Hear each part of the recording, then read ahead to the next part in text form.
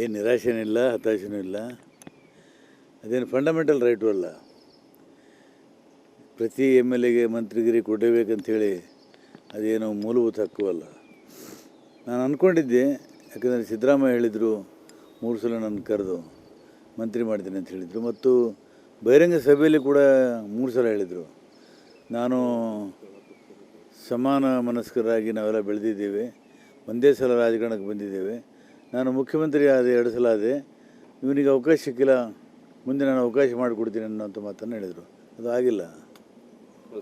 ಈ ಬಾರಿ ಅವರು ಮುಗಿದ ಸಂದರ್ಭದಲ್ಲಿ ಆಗಲಿಲ್ಲ. ಈಗ ಚಾಪ್ಟರ್ ಕ್ಲೋಸ್ ಆಯ್ತಲ್ಲ, ಮಾತಾಡೋ ಉಪಯೋಗ ಏನದ? ನಾ ಏನು ಹೇಳಬೇಕಂತ ಮಾಡೀನಿ. ನಿನ್ನೆ ನಾನು ಒಂದು ಪತ್ರ ಬರೆದು ಎಲ್ಲ ಮಾಧ್ಯಮಗಳಿಗೂ ಕೊಟ್ಟಿದ್ದೀನಿ ಮತ್ತು ಪತ್ರಿಕೆಯಲ್ಲಿ ಬಂದಿದೆ. ಇನ್ನು ಮುಂದೆ ಅದು ಹೇಳಬೇಕಾದಂಥ ಅವಶ್ಯಕತೆ ಇಲ್ಲ. ಸರ್, ಈಗ KKRDB ಅಂತಿದೆ, ಸೀನಿಯರ್ ತಾವಿದ್ದೀರಿ. ನಾನು ಯಾವುದೇ ಇಂಥ ನಿಗಮ ಮಂಡಳಿಗೆ ಆಸೆ ಪಟ್ಟವನಲ್ಲ. ಸಿದ್ದರಾಮಯ್ಯ ಒತ್ತಾಯ ಮಾಡಿ ನನಗೆ ಯೋಜನಾ ಆಯೋಗದ ಉಪಾಧ್ಯಕ್ಷ ಮಾಡಿದರು. ಅದನ್ನು ಭಾಳ ಸಮರ್ಥವಾಗಿ ನಿಭಾಯಿಸಿದ್ದೇನೆ. ಇನ್ನು ಮುಂದೆ ಯಾವುದೂ ತಗೊಳ್ಳಲ್ಲ. ನಾನು ಈಗ ಯಾವುದು ನಿಗಮ ಮಂಡಳಿ ಯಾವುದೂ ತಗೊಳ್ಳಲ್ಲ. ಸ್ವಾಭಿಮಾನದ ಬದುಕು ನಡೆಸ್ತೇನೆ ಮತ್ತು ಸಮಾನ ಮನಸ್ಕರ ಜೊತೆಗೆ ಕೂತು ರಾಜ್ಯಕ್ಕೆ, ನಮ್ಮ ಜಿಲ್ಲೆಗೆ, ನಮ್ಮ ಕ್ಷೇತ್ರಕ್ಕೆ ಏನೇನಾಗಬೇಕು ಅನ್ನೋದನ್ನು ನಾವು ಜನಪರವಾಗಿ ಧ್ವನಿ ಎತ್ತೇನೆ. ಹಿರಿಯ ನಾಯಕರಿಗೆ ಮತ್ತು 3-4 ಶಾಸಕರಿಗೆ ಏನು ಕಡೆಗಣನೆ ಮಾಡುತ್ತೆ ಸರ್ ನಿಮ್ಮ ಪಕ್ಷ? ಅದೆಲ್ಲ ನಮಗೆ ಬಿಟ್ಟಿದ್ದು. ನಿಮ್ಗೆ ಕೊಟ್ಟ ಭರವಸೆ ಇದು ಆಗಲಿಲ್ಲ ಅನ್ಸುತ್ತಾರೆ. ಹಾಂ, ಅದೊಂದೇ ಬೇಸರ ನಮಗೆ.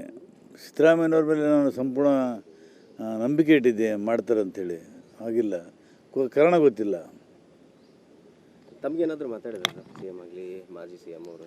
ಯಾರೂ ಮಾತಾಡಿಲ್ಲ. ಯಾರು ಮಾತಾಡಿ ಏನಾಗಿದೆ? 141 MLAಗಳಿದ್ದಾರೆ. ನಾನಿದ್ರೇನೋ ಹೋದ್ರೇನು ಹೆಚ್ಚಾಗ್ತದೆ, ಏನು ಬೆಲೆ ಕಮ್ಮಿ ಆಗ್ತದೆ? ಸಾಕಷ್ಟು ಬಹುಮತ ಇದೆ. ಮಾತಾಡಬೇಕು ಅಂತ ನನಗೇನು ಅಪೇಕ್ಷೆನೂ ಇಲ್ಲ.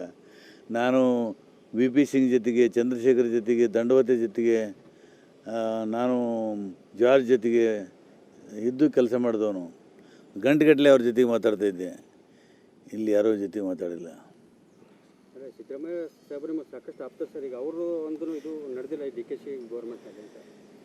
ಈ ಮಾತು ಒಪ್ಪಲ್ಲ. ನಾನು ಈ ಮಾತಿಗೆ ಒಪ್ಪಲ್ಲ. ಸರ್, ಈಗ ಶಾಸಕರು ಸಾಕಷ್ಟು ಜನ ಅಸಮಾಧಾನಗೊಂಡಿದ್ದಾರೆ. ಅವರೇನಾದರೂ ತಮ್ಮ ಹತ್ರ ಮಾತಾಡಿದ್ದಾರೆ? ಇಲ್ಲ, ಯಾರು ಮಾತಾಡಿಲ್ಲ. ಯಶವಂತರೇಗೌಡರು ಮಾತಾಡಿದ್ರು ಅಷ್ಟೇ. ಯಾರೇ ಶಾಸಕರು ರಾಜೀನಾಮೆ ಕೊಟ್ಟರು ತಗೊಳ್ಳಿ ಅಂತ ಹೇಳಿದೆ, CM ಹೇಳಿದ್ದಾರೆ ಸರ್. ಅವ್ರಿಗೆ ಒಂದು ಪಕ್ಷದ ನಾಯಕರಾಗಿ ಹೇಳಿದ್ದಾರೆ. ಸರ್, ನಿನ್ನೆ ಒಂದೊಂದು ಆಡಿಯೋ ರಿಲೀಸ್ ಆಗಿದೆ. ಯಾವುದು? ಅದೇ ಹೊಲೆರಕಾಟ ಅದನ್ನು ನಿಮ್ದು ಹಳೆಯ ಒಂದು ವಿಡಿಯೋ ಮಾಡ್ತಾರೆ ಸರ್. ಈಗ ನನ್ನ ಮೇಲೆ ಕೇಸ್ ಮಾಡಿರಿ ಅವರು. ಜಾತಿ ನಿಂದನೆ ಆಗಿತ್ತು, ಅದರಿಂದ ದ್ವೇಷ ಹಟ್ಟಿತ್ತು ಅಂದರೆ ನನ್ನ ಮೇಲೆ ಕೇಸ್ ಮಾಡಲಿ ಅವರು. ಇಷ್ಟು ತಡವಾಗಿ ಮಾಡ್ತಾಯಿದ್ದಾರೆ. ಮಾಡಿ, ಯಾರು ಬೇಡ ಅಂತಾರೆ? ಯಾವಾಗಿನ ಸರ್ ಅದು? ನಾನು ಅಂದೇ ಇಲ್ಲ. ಇದು ಚುನಾವಣೆ ಸೋಲುವಂಥ ಭೀತಿ ಎದುರಿಸ್ತಾ ಇರಬೇಕಾದ್ರೆ ಇದೊಂದು ಸುಳ್ಳು ಸುದ್ದಿ ಹಬ್ಬಿಸಿದ್ರು. ಸುಳ್ಳು ಸುದ್ದಿ ಹಬ್ಬಿಸಿ ಪ್ರಯತ್ನಪಟ್ಟರು, ಅದಾಗಲಿಲ್ಲ. ಆದರೆ ನಿಮ್ಮದು ಇದು ವಿಡಿಯೋ ಅಲ್ಲ ಸರ್, ಅದು ಮಾತಾಡಿದ್ದು ವಿಡಿಯೋನೂ ಎಲ್ಲ ನಾನು ಹೇಳಿಲ್ಲ. ನಾನು ಸಮಾಜವಾದಿ ಸಿದ್ಧಾಂತದ ಹಿನ್ನೆಲೆಯಲ್ಲಿ ಬೆಳೆದು ಬಂದೀನಿ. ಯಾವ ಜಾತಿಗೂ ಇವತ್ತು ಕಲಬುರಗಿಯಲ್ಲಿ ಕಲ್ಯಾಣಕರ ಬಿಲ್ಡಿಂಗ್ನಲ್ಲಿ ಮಂಗಳೂರು ವಿಜಯನ್ ರೂಮಲ್ಲಿ ನಾನು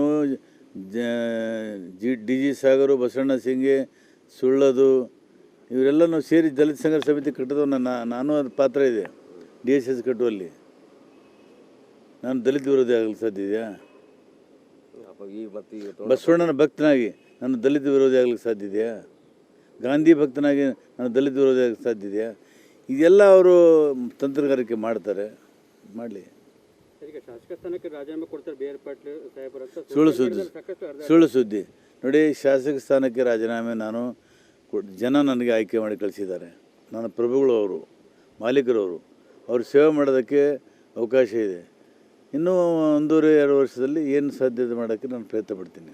ಉಪಾಧ್ಯಕ್ಷಕ್ಕೆ ರಾಜೀನಾಮೆ ಅದು DK ಶಿವಕುಮಾರ್ ಅವರು ಯಾವತ್ತು ಮುಖ್ಯಮಂತ್ರಿ ಆದರೂ ಅವತ್ತೇ ಸಾಯಂಕಾಲ 7 ಗಂಟೆಗೆ ಯೋಜನಾ ಆಯೋಗದ ಉಪಾಧ್ಯಕ್ಷ ಸ್ಥಾನಕ್ಕೆ ನಾನು ರಾಜೀನಾಮೆ ಕಳಿಸಿದ್ದೀನಿ, ನೈತಿಕ ಆಧಾರದ ಮೇಲೆ. KKRDB ಏನಾದರೂ ಕೊಟ್ಟು ತಾವು ಹೇಳದಲ್ಲ.